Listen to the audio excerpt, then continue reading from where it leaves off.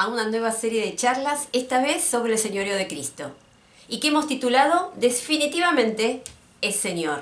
Y estamos hablando de Jesús.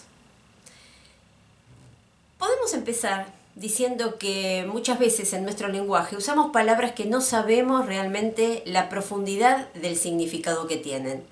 Y una de esas es la palabra Señor. Conocemos a Jesús con mucha cantidad de nombres. A Él se lo conoce como Emmanuel, que quiere decir Dios con nosotros, también como Príncipe de Paz, Consejero, Admirable, el Buen Pastor, y así podríamos estar un rato largo diciendo todos los nombres que la misma palabra de Dios le da a Jesús.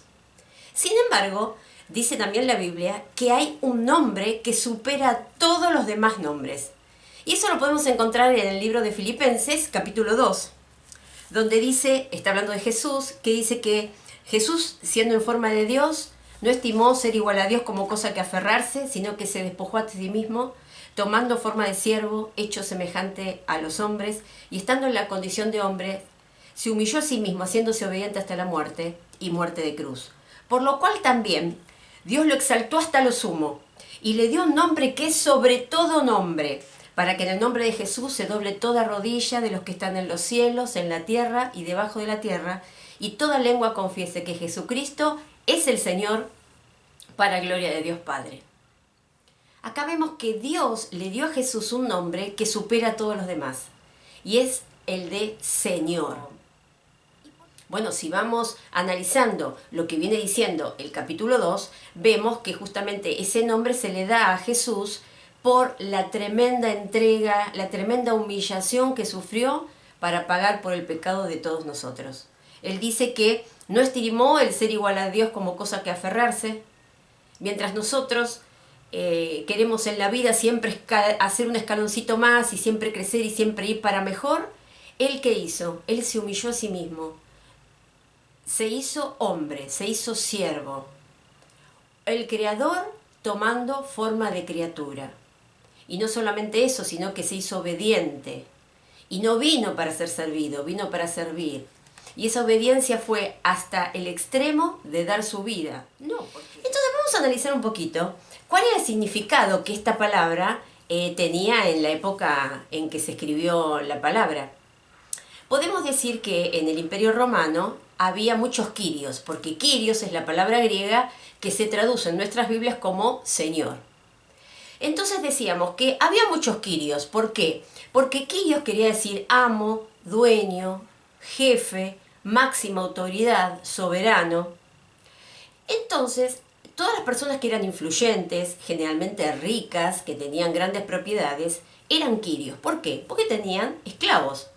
Y el esclavo era el que vivía para complacer a su amo, para obedecer a su amo, para cumplir todos los mandatos que el amo le diera. Por lo tanto, había muchos quirios que tenían también sus esclavos. Pero si vamos al significado absoluto del término, en el Imperio Romano había un quirios. Y ese quirios era el César. Es decir, el César era considerado como lo supremo, como el dueño de todo. Es más, en la moneda podíamos ver su imagen, porque él era absolutamente el dueño de todo. Él disponía de no solamente de las cosas que estaban en el imperio, sino también de las personas. Él determinaba si vivían o morían. Él era el dueño. Bajo ese contexto, la Biblia dice que Jesús es el Kyrios, o sea, el Señor, el dueño absoluto de todo, la máxima autoridad, el soberano, el jefe, el que gobierna. Ahora, nosotros podemos decir, bueno, qué bueno esto, ¿no? De conocer las cosas que pasaron hace mucho tiempo, pero parecería como que ese concepto de Señor se ha diluido a través del tiempo, ¿no?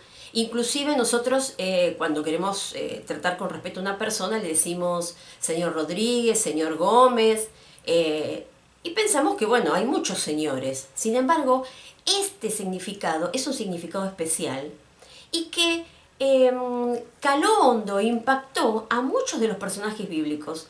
Y vamos a ver que no solamente impacta en ellos, sino también a nosotros. Entonces los invito a ver algunos ejemplos de cómo respondieron algunos personajes de la Biblia a esto de el Señor, a esto de ser Señor. Por ejemplo, encontramos a Pablo, ¿se acuerdan?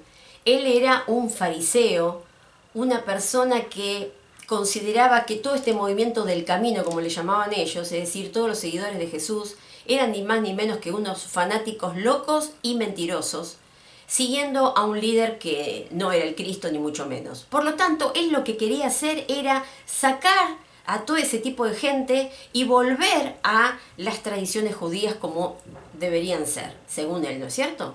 La cuestión es que él se dirigía a Damasco con órdenes para poder allí apresar a los que seguían este nuevo camino. En este trayecto, yendo a Damasco, una gran luz lo ilumina, lo tira al suelo y luego del impacto de ese encuentro, que no era ni más ni menos que el Señor Jesús, él responde de la siguiente manera. Esto lo vemos en Hechos 9, versículo 6. Dice que él, Pablo, temblando y temeroso, dijo: Señor, ¿qué quieres que haga? El Señor le había dicho: Saulo, Saulo, ¿por qué me persigues? Y él nos da una explicación de los motivos que lo llevaron a tomar esa decisión. No, él le dice: Señor Kyrios, ¿qué es lo que quieres que yo haga? Él lo reconoce en ese mismísimo momento como el Señor de su vida. Pero unos minutos atrás, ¿no había sido el que lo perseguía, el que creía que justamente este Jesús era un mentiroso, un fanático y un farsante? Bueno, ahora lo está considerando Señor. En Filipenses capítulo 1, versículo 1, vemos otro ejemplo. Filipenses es una de las tantas cartas que escribió el apóstol Pablo. Y las cartas en ese momento no se firmaban al final como lo hacemos ahora, sino que se identificaba al que le escribía en el inicio. Por lo tanto, en el capítulo 1, en el versículo 1, o sea, no bien empieza la carta, se identifica Pablo y también presenta a su hijo espiritual, Timoteo. Y dice: Pablo y Timoteo, siervos de Jesucristo. En realidad la palabra siervo es la palabra griega doulos, que en realidad no quiere decir siervo, quiere decir esclavo, pero que por una cuestión de traducción y para hacer un poquito más liviano el término, por así decirlo, se utilizó la palabra siervo, pero en realidad quiere decir esclavo. O sea que ellos se consideraban esclavos de Jesucristo. Por lo tanto, ¿qué era Jesús para ellos? El Señor. También podemos ver el encuentro que tuvo Pedro y su hermano Andrés con Jesús. En Mateo 4 dice que Jesús iba caminando por la orilla del mar de Galilea cuando vio a dos hermanos. Uno era Simón, también llamado Pedro, y otro era Andrés. Eran pescadores y estaban echando la red al agua. Y Jesús le dijo: síganme, yo los haré pescadores de hombres. Y al momento dejaron sus redes y se fueron con él. Es verdad que tanto Pedro como Andrés ya conocían a Jesús, porque ellos eran discípulos de Juan el Bautista. Y Juan el Bautista se encargó claramente de definir que él, Jesús, era el Cordero de Dios que quita el pecado del mundo. Por lo tanto, lo que les estaba diciendo Jesús era que lo siguieran a él. Es decir, que dejaran todo y se hicieran sus seguidores, que se pusieran bajo su gobierno. ¿Qué podían haber entendido en ese momento con las redes en la mano de una persona que les decía: bueno, yo ahora no van a ser más pescadores de peces, van a ser pescadores de hombres? Realmente creo que muy poco deben haber entendido. Pero sí entendieron que Jesús les estaba dando una orden. Les estaba diciendo: síganme. Y ellos, como cualquiera de nosotros, ante una orden tenemos solamente dos posibilidades: obedecerla o no. Ellos decidieron obedecerla. Ellos decidieron que Jesús tenía autoridad, que era el dueño, que era soberano, y por lo tanto accedieron y lo siguieron. Otro ejemplo de un encuentro con Jesús que hizo que esta persona lo viera como Señor fue el caso de Zaqueo. En Lucas capítulo 19, en el versículo 5, encontramos a Zaqueo subido a un árbol porque quería ver a Jesús. Y Zaqueo era un cobrador de impuestos, una persona marginada, odiada por el pueblo, porque estaba ni más ni menos que recaudando dinero para el imperio invasor.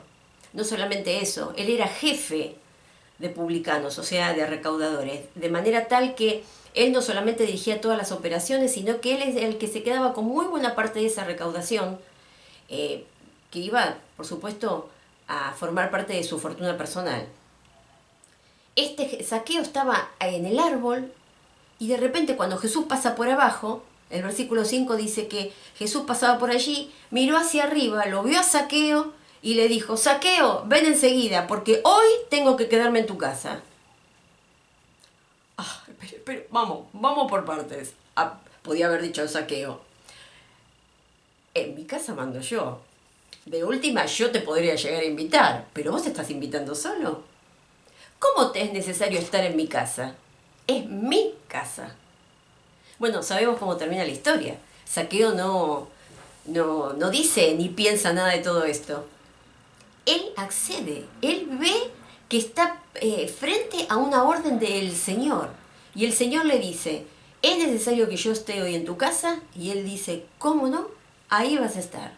Prepara todo, tuvo una gran cena, un momento de compartir. Lamentablemente no sabemos mucho de lo que se habló, pero sí que Zaqueo quedó impactado porque él reconoce el robo que durante tanto tiempo había hecho y todo el mal que había causado a mucha gente. En ese momento era normal que cuando alguien quería arrepentirse o era encontrado en un delito, tenía que devolver no solamente lo robado, sino que tenía que devolver una quinta parte más. Quiere decir que él tenía que devolver un 120% de lo que había robado. Sin embargo, él de motus propio le dice a Jesús que va a devolver cuadruplicado.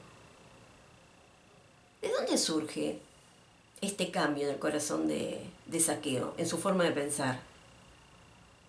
¿Será que se encontró con un Señor? ¿Será que se encontró con alguien que él reconoce como el dueño, como el soberano, como la suprema autoridad? Y entonces él responde a esa autoridad. Es más, termina esta historia más adelante, en el versículo 9, cuando Jesús dice, hoy ha llegado la salvación de esta casa, porque el Hijo del Hombre ha venido a buscar y a salvar lo que se había perdido. Algo perdido es algo que no está en el lugar donde tendría que estar. Y justamente Zaqueo estaba en el lugar de la rebelión, en el lugar de yo hago lo que quiero. Sin embargo, el Señor, a través de su autoridad, lo ubica y lo pone en donde debería estar. Deja de ser perdido para estar en el lugar que le corresponde, el lugar de una persona sujeta a Jesús, que se deja gobernar por Él, que ahora entiende lo que debe hacer y obedece. Zaqueo encuentra la salvación por eso. Se deja gobernar por el Señor. Pero también tenemos otros ejemplos. Y creo que todos recordaremos la historia del joven rico, que está en Marcos capítulo 10. Allí se acerca un joven que le pregunta a Jesús qué es lo que debería hacer para alcanzar la vida eterna. Entonces Jesús le dice, bueno, cumplir los mandamientos. Ah, no, yo eso ya lo hice desde que era chico. Entonces le dice en el versículo 21, Jesús lo mira con cariño y le contesta, bueno, entonces una cosa te falta. Anda, vende todo lo que tienes y dáselo a los pobres. Así tendrás riqueza en el cielo. Luego ven y sígueme. Otra vez el Señor dando una orden. Y lógico, Él es Señor. Él le dice, vende todo lo que tenés. Luego, vení y seguime. Lamentablemente no tomó una buena decisión el joven rico, porque él dice que tenía muchas riquezas y terminó dándose la vuelta y yéndose. A nosotros podemos pensar, pero ¿de dónde salió esto de que para yo ser salvo, para yo poder ser hijo de Dios, para poder acceder al perdón de Dios, tengo que vender todo lo que tengo? ¿No dice acaso Efesios 2:8 que la salvación es por gracia, es por fe, justamente para que nadie se gloríe, para que nadie tenga el tupé de decir, bueno, yo hice méritos para obtener esto que tengo, este perdón? No, lógico. Lo que pasa que justamente ahí el Señor quería demostrar quién mandaba en el corazón de este joven. Él era muy rico y evidentemente ponía a las riquezas en el primer lugar. Entonces Jesús lo que le estaba proponiendo, ni más ni menos, es: dejá las riquezas de lado y después seguime a mí. Pero lamentablemente el joven rico no eligió bien. Siguió pensando que las riquezas tenían que ser la prioridad en sus vidas. De esta manera, aún por la negativa, nos damos cuenta que la verdadera salvación no significa decir: sí, yo creo en Dios, sí, Dios es tan amoroso, es tan bueno, cuántas veces me ha ayudado, cuántas veces ha demostrado su fidelidad. La salvación consiste en dejarnos ser gobernados por el Señor, tenerlo a Él como máxima autoridad, tenerlo a Él como el jefe de nuestras vidas, no solamente de lo que somos, sino de todo lo que tenemos. Y eso lo vemos también claramente en las expresiones que Él mismo dice. En Mateo capítulo 4, versículo 17, Él dice: arrepiéntanse de sus pecados, vuélvanse a Dios, porque el reino de Dios se ha acercado. Él en ninguna ocasión se acerca a los discípulos o a la gente diciéndole: ¿qué les parece si ustedes cambian la forma de pensar? Sería interesante que ustedes... No, él no viene a hacer una recomposición o a aconsejar o a tirar ideas brillantes. El Señor da órdenes, porque Él sabe quién es. Él es el Señor. Entonces Él dice: arrepiéntanse de sus pecados, vuélvanse a Dios. O sea, den una media vuelta en su vida y retomen un camino diferente, el camino que va hacia Dios. Porque el reino de Dios se ha acercado. ¿Y a qué se estaba refiriendo? Generalmente, cuando pensamos en reino de Dios, pensamos, bueno, en el día de mañana, ese reino que va a durar para siempre, un reino de justicia, de paz, de gozo, que por supuesto va a ser instaurado en la tierra y luego va a seguir en el cielo. Bueno, pero eso va a ser en el futuro, cuando el reino esté absolutamente consumado, completo. Pero ahora estamos hablando del reino de Dios, que justamente Jesús dijo que se estaba acercando. ¿Por qué? Porque estaba llegando Él. Él era el dueño, el Señor, el soberano, el rey de este reino espiritual que Él quería instaurar en los corazones de sus hijos. Él declaró muy bien que el reino que Él traía no era de este mundo, sino que era un reino espiritual. Un reino que tiene que ver con aquellos que se dejan gobernar por el Señor. Tan importante es este concepto que nosotros vemos en Lucas 6:45, cuando unas personas que se acercan a Él y que el Señor les dice que justamente que no los conoce, y ellos le dicen: pero ¿cómo que no nos conoces? ¿Sí? En tu nombre hemos hecho milagros, hemos expulsado demonios, hemos predicado tu palabra. Y Él les contesta en Lucas 6:45: pero ustedes me llaman Señor, Señor, pero no hacen lo que yo les digo. Fíjense entonces, recapacitemos y reflexionemos en la importancia que le da Dios a que nosotros lo reconozcamos como Señor. No basta con levantar la mano, no basta con ir a la iglesia, no basta con saber versículos de memoria. Es imprescindible que nosotros reconozcamos el señorío de Jesús sobre cada área de nuestras vidas. Es más, cuando los discípulos le dijeron a Jesús: Señor, enséñanos a orar, Él, ¿se acuerdan? Le dio una oración modelo, que es el Padre Nuestro. Y el Padre Nuestro, en Mateo capítulo 6, versículo 10, dice: venga tu reino, hágase tu voluntad en la tierra, así como se hace en el cielo. ¿Y qué le estamos pidiendo a Dios cuando le decimos: venga tu reino? Le estamos diciendo: Señor, goberná sobre nuestras vidas. Que tu reino no sea nada más que en el cielo, sea también en la tierra, en mi vida, en mi hogar, en mi trabajo, en mi familia. Que así como tu voluntad se hace perfectamente, sin chistar, sin excusas, totalmente y rápidamente en el cielo, que así sea también en mí. Sin embargo, parece que a veces usamos el lenguaje y no estamos entendiendo con profundidad el significado de lo que decimos. Cuando le decimos a Jesús que venga tu reino, le estamos diciendo: Señor, goberna mi vida. Señor, quiero que vos seas el que me dirija. Señor, yo quiero ser tu siervo, tu esclavo. porque sé que vivir bajo tu sujeción, bajo tus órdenes, bajo tus directivas, bajo tu amor, bajo tu protección, es lo mejor que me puede pasar en la vida. Y fíjense como un concepto que parecía quedado en el tiempo, porque estábamos hablando del Imperio Romano, cuánto hace que pasó todo eso, qué sé yo. Sin embargo, estamos hablando ahora de cosas que tienen que ver con la realidad de todos los días. Justamente Adán y Eva hace tantos años atrás tuvieron el mismo encontronazo. Cuando ellos pecaron, ellos no mataron, ni robaron, ni violaron. Ellos sencillamente quisieron hacer lo que ellos querían y dejaron la autoridad del Señor de lado. ¿Qué acaso Dios es el que tiene que decidir por mí? ¿Acaso es Dios el que tiene que guiar el rumbo de mi vida? No, yo puedo ser capaz de tener esa capacidad para encontrar mi propio camino. Ese es el error que cometió Adán y Eva, y ese es el error que ha cometido la humanidad desde ese momento hasta hoy, y así estamos. Por eso el Señor ahora se presenta como eso, como Señor. Y está parándose delante nuestro. Y nosotros estamos en la misma encrucijada que tuvieron Pablo, Andrés, Pedro, Zaqueo, el joven rico.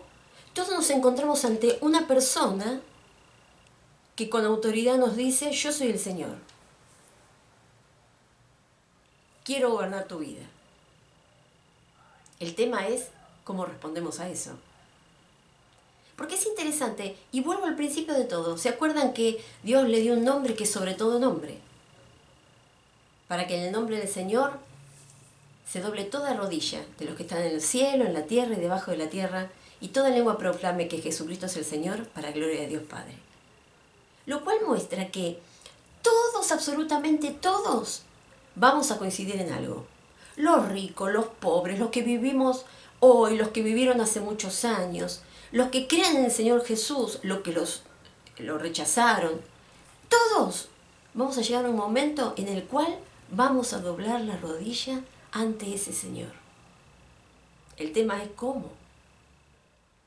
Unos lo harán en el medio del temor y de esa profunda culpabilidad que van a sentir cuando se den cuenta de que Él era el Señor y que ellos lo rechazaron. Y no van a tener otra que hincar la rodilla en tierra y reconocer ese señorío. Pero ya va a ser tarde. Otros, en cambio, lo haremos con una felicidad desbordante. No vamos a poder contener ese deseo de postrarnos delante de Él y decirle: Señor, mi vida solamente te la debo a vos. Sos lo máximo. Cuando te encontré al Señor de mi vida. Encontré la mayor de las satisfacciones, la mayor de las felicidades. Y obedecerte y seguirte ha sido siempre mi gran convicción y mi gran anhelo. Ahí está la diferencia, que no es menor. El tema es hoy elegir cómo querés arrodillarte adelante de ese Señor. ¿Con culpabilidad y temor o con un gozo profundo? Porque tenemos que recordar que Dios quiere ser el Señor de todo lo que somos y de todo lo que tenemos. Por eso te dejo este momento para que reflexiones, para que reflexionemos, porque creo que es una decisión que no se toma una vez, sino toda la vida, cada día, recordando siempre que definitivamente Jesús es el Señor. Hasta la próxima.